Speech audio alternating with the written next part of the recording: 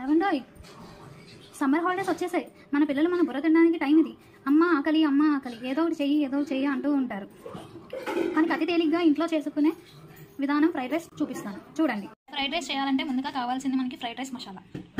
అది చేసే విధానం: 4 మరాఠీ మొగ్గలు, అనాస్ పువ్వు, జాజి పువ్వు, 4 యాలకులు, దాల్చిన చెక్క, లాంగ్ మొగ్గలు, మిరియాలు, ధనియాలు, షాజీరా, అల్లం, వెల్లుల్లి, ఈ మిశ్రమాన్ని అన్ని కలిపి గ్రైండ్ చేసి ఫ్రైడ్ రైస్ మసాలా రెడీ అవుతుంది. మనకు కావాల్సిన పదార్థాల్లో ముందుగా తగినన్ని ఉల్లిపాయలు, 4 పచ్చిమిరపకాయలు, క్యారెట్ ముక్కలు, ఫ్రెష్గా ఉన్న కరివేపాకు, ముందుగా గ్రైండ్ చేసుకున్న అల్లం వెల్లుల్లిపాయ పేస్ట్, కార్న్ఫ్లోర్ 2 స్పూన్స్, 2 స్పూన్స్ మైదా, టేస్టింగ్ సాల్ట్ 2 స్పూన్స్. అన్నీ చూపించాను సుమా, అసలైన మర్చిపోయాను. Oil 2 spoons. ముందుగా మనం కడిగి పెట్టుకున్న చికెన్ని ఒక బౌల్లోకి తీసుకోవాలి. ఈ చికెన్లో 1 స్పూన్ ఎల్లుల్లిపాయ పేస్ట్ వేసుకోవాలి. తర్వాత 2 స్పూన్స్ కార్న్ఫ్లోర్,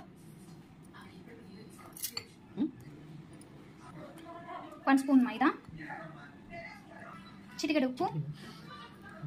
ఈ మిశ్రమాన్ని అంతా కలుపుకొని బాగా, కావాలితే మనకి ఫుడ్ కలర్ వేసుకున్న వాళ్ళు వేసుకోవచ్చు. మనం హెల్తీ ఫుడ్స్ చేస్తాం కాబట్టి మనం యూజ్ చేయం.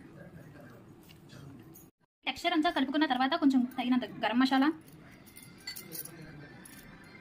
ముందుగా చెప్పిన మీకు నిమ్మకాయ రసం అంతా కలుపుకొని పెట్టుకోవాలి. స్టవ్ ఆన్ చేసి ఆయిల్ 2 స్పూన్స్ వేసుకుని బాగా మరిగిన తర్వాత ఈ చికెన్ పీసెస్ వేసుకోవాలి.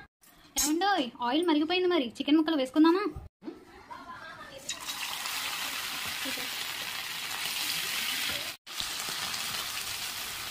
ఊరు నుంచే చికెన్ ముక్కలు రెడీ అయ్యి పీసెస్ రెడీ అయిపోయాక మనం బౌల్లోకి తీసుకోవాలి. ఏమండో నాకు అప్పుడే ఊరిపోతుంది, మీకు ఏమైనా చికెన్ ముక్కలు తీసుకున్న తర్వాత మనం రెడీ చేసుకున్న పచ్చిమిర్చి, తగినన్ని ఉల్లిపాయలు, క్యారెట్ ముక్కలు, కరివేపాకు. ఏమండి ఎంత కలర్ఫుల్గా కనిపిస్తుంది. ఇప్పుడు మనం దీంట్లో తగినంత ఎల్లుల్లిపాయ పేస్ట్ వేసుకుని బాగా ఫ్రై చేసుకోవాలి. ఇప్పుడు మనం ఆల్రెడీ రెడీ చేసుకున్న ఎగ్స్ ఉన్నాయి కదా, మీకు ఆల్రెడీ చూపించాను, గుర్తుందా? ఇప్పుడు అవి మిశ్రమం దీంట్లో వేసుకోవాలి. ఇప్పుడు బాగా కలిసేలా మనం కలుపుకోవాలి.